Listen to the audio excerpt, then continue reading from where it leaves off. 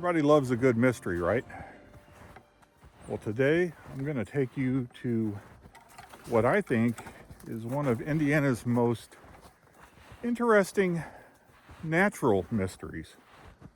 I first heard about the boulders that sat up in the trees in the Yellowwood State Forest down in Brown County, Indiana. Gosh, probably close to 40 years ago. 20 years ago, I finally made the trek back here to find them.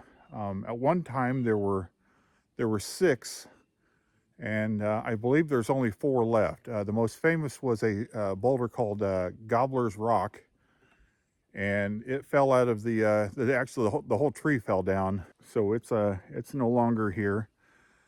But what we're dealing with are several 100-pound boulders that sit in the tops of these trees here in the forest. And I've just been intrigued by these, and I don't know why. Trees don't push boulders up. They grow around them. And these things are way up in the tree. There's no quarries around here that would blast, that could possibly pitch a rock up in the sky and land in a tree. But these things, like I said, there used to be about a half a dozen of them, and they're scattered around. It's not like they are all in one area, like somebody did this as a prank. They somehow got a crane in here and put them up in these trees. As you can see, this is a heavily forested area, just trees everywhere. And the idea that anybody would do this as a prank is just crazy. But anyway, I was so intrigued by this that 10 years ago, I pitched the story to one of our reporters at WTHR Channel 13 in Indianapolis. And we came out here and did a nice piece, and I'll put a link to that after the video. But it's been 10 years since I've been out here, and I checked YouTube, and there's really no videos or anything. So I thought I'd come out here and take a look, see if they're still up here. As you can see, there is a lot of snow on the ground. This area got about 12 to 15 inches of snow here about a week or so ago. And a little bit of it has melted, but it is still pretty thick. And it's cold. It's right now it's about 15 degrees, but I think that's a perfect day for a winter hike. So we've got about a half a mile, 3/4 of a mile of there's no trails that lead back to these. And at the end of the video, I'll put GPS coordinates in case you want to come out here and see them for yourself. But we're off the trail that leads in. And now you're just bushwhacking through the woods to get back here. And fall and winter time are the best times to come out here and find these. As the canopy is really thick, there's a lot of underbrush, and if you can get out here with no leaves on the trees, it makes the viewing a lot better. So let me get down the trail here. Well, there is no trail, but through the woods in the direction I checked on X, and I'm pretty sure I know where they're at, but we'll at least get into the ballpark. So let's get on down there, and I'll get back with you in a minute.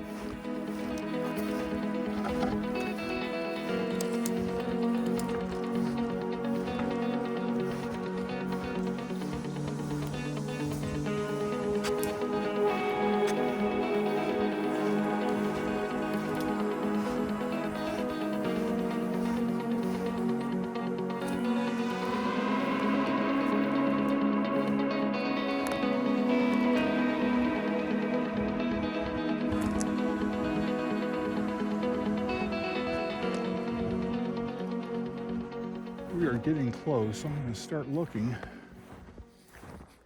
These 2 stones are about 150 yards apart. And it's one of the reasons I like these 2. Are the others are just so scattered. But if you come to this spot, you can find 2 of them. in close proximity. All right, I'm going to start scanning the treetops because we are close. I know at least one of them I'm looking for a sycamore tree. So if you don't know what that looks like, I'll show you here in a minute. Okay, this is going to be a little hard to see until we get a little bit closer.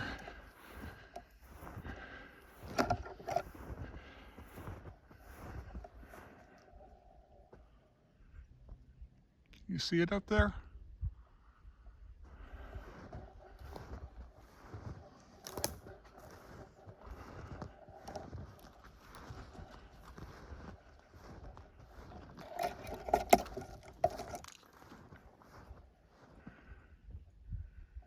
Let me try to zoom in for you.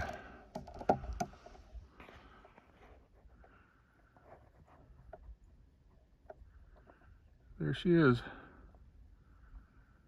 Just like I left her 10 years ago. Let's get up here a little closer.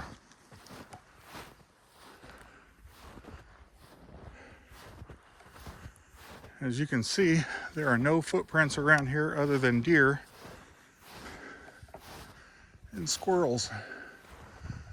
All right, there she is. Just like I remember her. So now you start asking yourself, what in the world? I mean, that stone is 75 foot up a tree. And I'll guarantee you that stone weighs every bit of 400 pounds, if not more.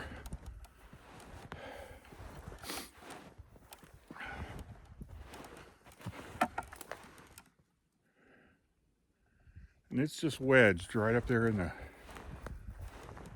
crook of that tree. Unreal. How? You know, you look up at those limbs above it, you know, and one of the theories is that, you know, there was, you know, using ropes and pulleys to put them up there. But those limbs above it are not that big.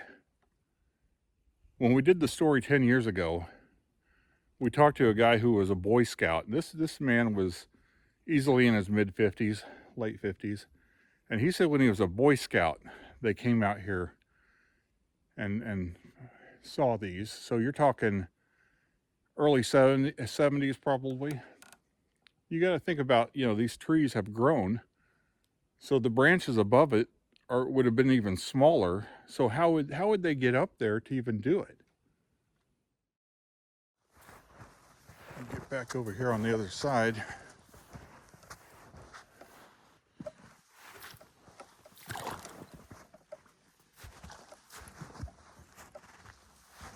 So this is a sycamore tree, and you will usually find them near water, creek banks, river banks, and you will learn to recognize them by the bark peels off and leaves a very smooth white surface. And they really stand out. Once you learn what a sycamore looks like, you'll never mistake it.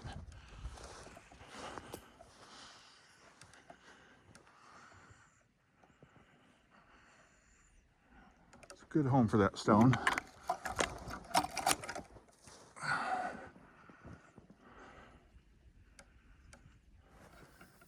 Now we got to find the other one.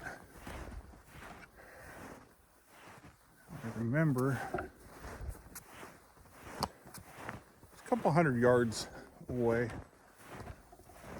Once you find this creek, that's going to really help you.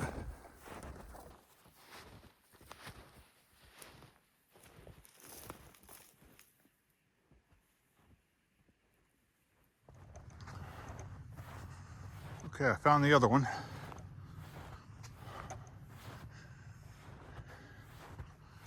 I'm actually doing these in the backwards order of what we did for our story. This is the first one we came to when we did the story 10 years ago. Okay, again, a big sycamore tree. And right up there, another one. Let me get a better view of it.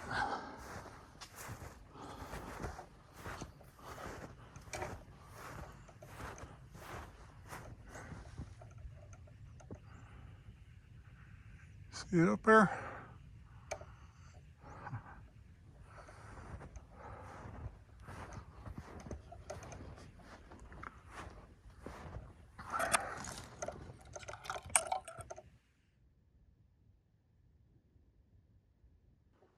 Like, how in the world did that get up there?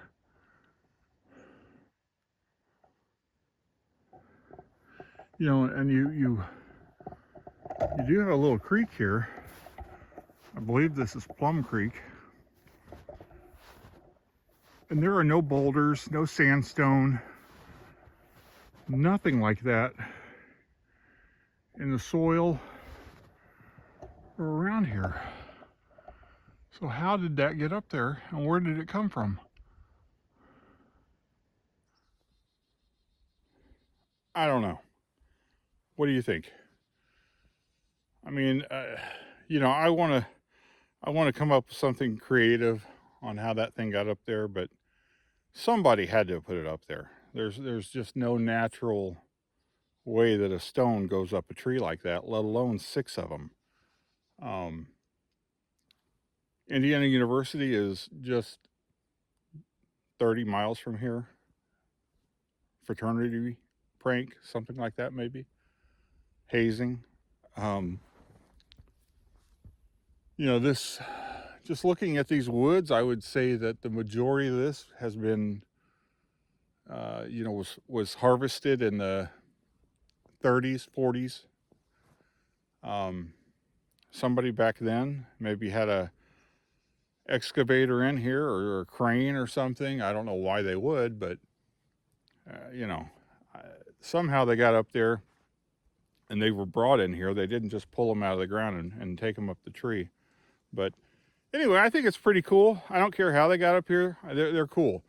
I'm surprised if somebody did put them in here that they haven't came forward after all these years, but that's the mystery. Like I said, I'm going to put the GPS coordinates to walk right to the trees. If you want to come out here and check them out, I highly recommend it. It's a good time. And that'll do it for today. Hope you enjoyed it. We'll see you on the next one.